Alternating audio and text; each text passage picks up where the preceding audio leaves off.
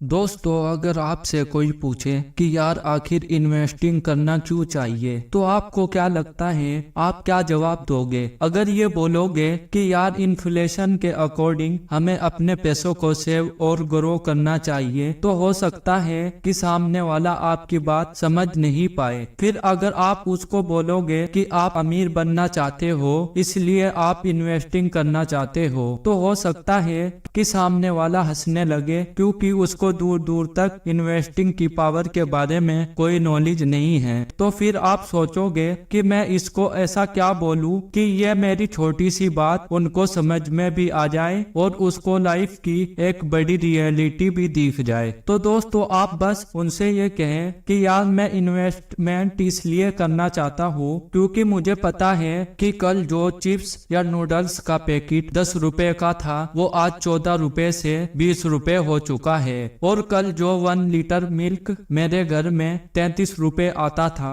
वो आज 65 से 70 रुपए आता है, और ये फ्यूचर में और भी ऑलवेज इंक्रीज होगा, क्योंकि इन्फ्लेशन को आप इग्नोर नहीं कर सकते, और क्योंकि हर छोटे से छोटे चीजों का प्राइस भी टाइम के साथ इंक्रीज होगा। इसलिए मैं भी इन्वेस्टमेंट करके अपने पैसों को सेव और ग्रो करना चाहता हूँ। और यकीन मानिए दोस्तों, जब आप इस सच्चाई को किसी को भी बताओगे तो वो बंदा भी सोच में पड़ जाएगा कि यार ये बात तो बिल्कुल सही है, क्योंकि महंगाई तो हर किसी के लिए बढ़ रही है। इसलिए टॉप के इन्वेस्टर गुरु वॉरेन बफेट भी बोलते हैं कि never depend on single income, make an investment to create a second source. Second source इसलिए दोस्तों, हम महंगाई को तो रोक नहीं सकते, हम बस ये कर सकते हैं कि हम अपने पैसों की वैल्यू को इन्फ्लेशन रेट से यानी 6-7% तक बढ़ा पाए, जिससे हमारे पैसों पर इन्फ्लेशन से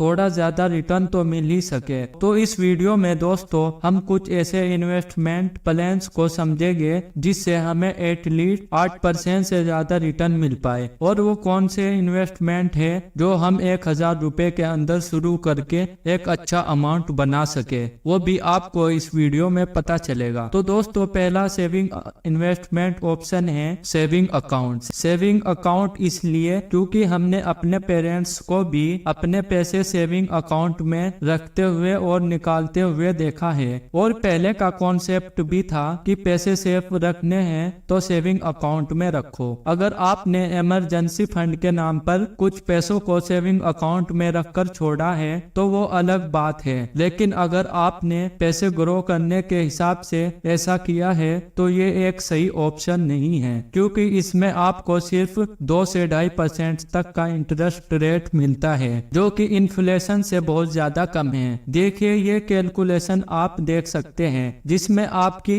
1000 की वैल्यू 25 साल बाद 184 रुपए ही रह जाएगी। तो आप समझ सकते हो इस सेविंग अकाउंट में पैसे रखने से आपको पैसे में कोई इन्फ्लेशन रेट जितना ग्रोथ नहीं मिलेगा। हाँ, आप अपने इमरजेंसी सिचुएशन के लिए कुछ पैसे जैसा कि 50-60 हजार रुपए जरूर रख सकते हो, लेकिन आप उस पैसों को बेस्ट इन्वेस्टमेंट के नजर से कभी मत देखिएगा। दोस्तों, दूसरा इन्वेस्टमेंट ऑप्शन है गोल्ड या FD। ये इन्वेस्टमेंट नॉर्मली आपको 5 से लेके 8% तक रिटर्न आराम से दे देती है। ये दोनों ऑप्शन यानी gold and fixed deposit history के according same rate of return ही देते हैं। फिर भी इन्वेस्टमेंट प्रोडक्ट में थोड़ा बहुत मार्जिन डिफरेंस रहता है, जिसके चलते कोई गोल्ड इन्वेस्टमेंट पसंद करता है और कोई फिक्स डिपॉजिट पसंद करता है। लेकिन हाँ, आप इनको एक बैकेट में रख सकते हो अगर आप 5 से 8% के रिटर्न तक ही खुश हो, और इस इन्वेस्टमेंट को आपको बहुत ज्यादा ग्रोथ या बहुत ज्यादा डाउनफॉल नहीं देखने को मिलेगा, क्योंकि ये इन्वेस्टमेंट प्रोडक्ट नॉर्मली इन्फ्लेशन के साथ ही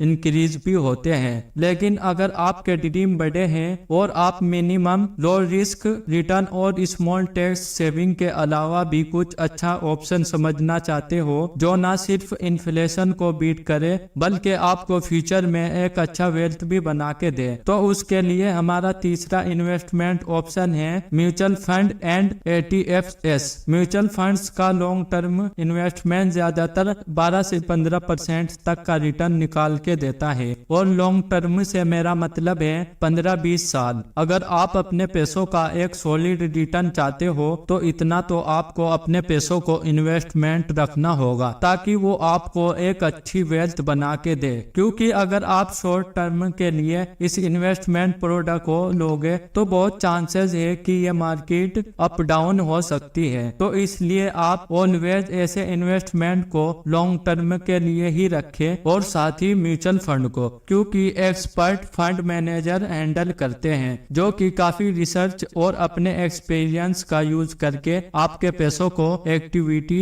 एंड डेट में इन्वेस्ट करते हैं। इसमें डिपेंड होता है कि आपने कौन सा म्यूचुअल फंड लिया है। तो दोस्तों हर म्यूचुअल फंड बेस्ट नहीं होता, लेकिन एक अच्छा म्यूचुअल फंड आपको अप्रोक्स 14 से 15% तक का रिटर्न लॉन्ग टर्म में दे सकता है। और म्यूचुअल फंड में इन्वेस्टमेंट के लिए आप SIP टर्म का भी यूज कर सकते हो, जिससे आपकी स्मॉल अमाउंट से इन्वेस्टिंग भी होती रहेगी और आपके पॉकेट पर ज्यादा फर्क भी नहीं पड़ेगा। फॉर एग्जाम्पल, अगर आप 1000 रुपए की मंथली SIP करते हो 30 साल के लिए, तो आपका टोटल इन्वेस्टमेंट होगा 3,60,000 रुपए और आपका टोटल फ्यूचर वैल्यू होगा अप्रोक्स 70 लाख रुपए, यानी इन्फ्लेशन रेट से काफी ज्यादा अमाउंट बनेगा। लेकिन यहाँ आप ये बात समझे कि आपने 70 लाख तो बनाए, लेकिन 30 साल बाद क्योंकि महंगाई भी ज्यादा हो गई तो आपको ये पैसे आपको उस टाइम पर आज की तरह नॉर्मल लाइफ जीने में ही हेल्प कर पाएंगे। चलिए दोस्तों अब समझते हैं कि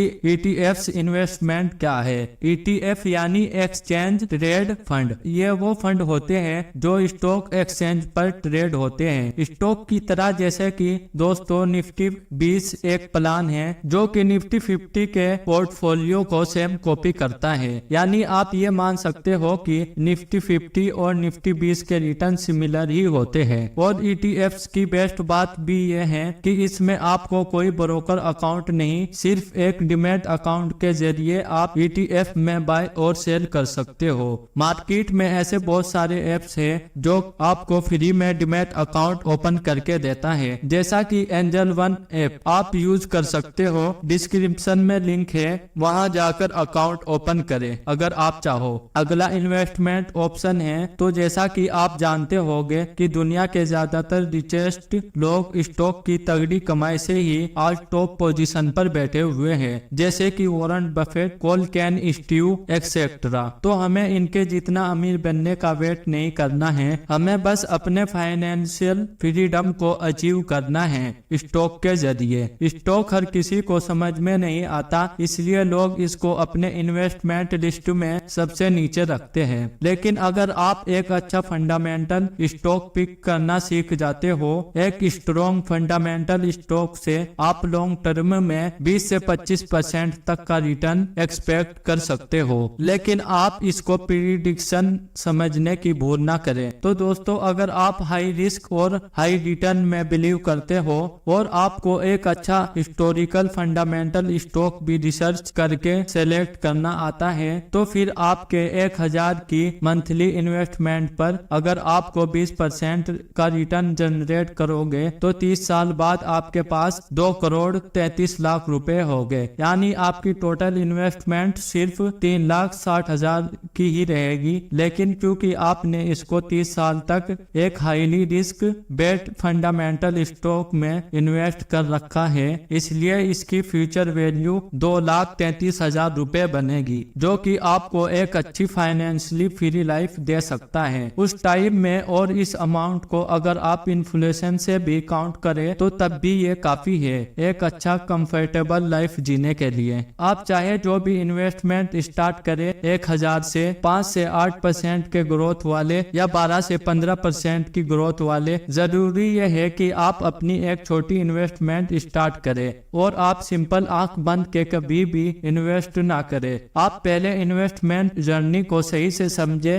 रिस्क को समझे, लॉन्ग टर्म इन्वेस्टमेंट डिसिप्लिन को सीखे और फिर अपनी ये स्मॉल इन्वेस्टमेंट भी शुरू करें। और यही हमारा चैनल भी सिखाने की पूरी कोशिश करता है। तो दोस्तों आज के लिए इतना ही। ऐसे ही इंटरेस्टिंग और इंफॉर्मेशन से भरी वीडियोस के लिए चैनल को सब्सक्राइब करें, वीडियो को लाइक करें। फिर मिलते हैं नेक्स्ट वीडियो में।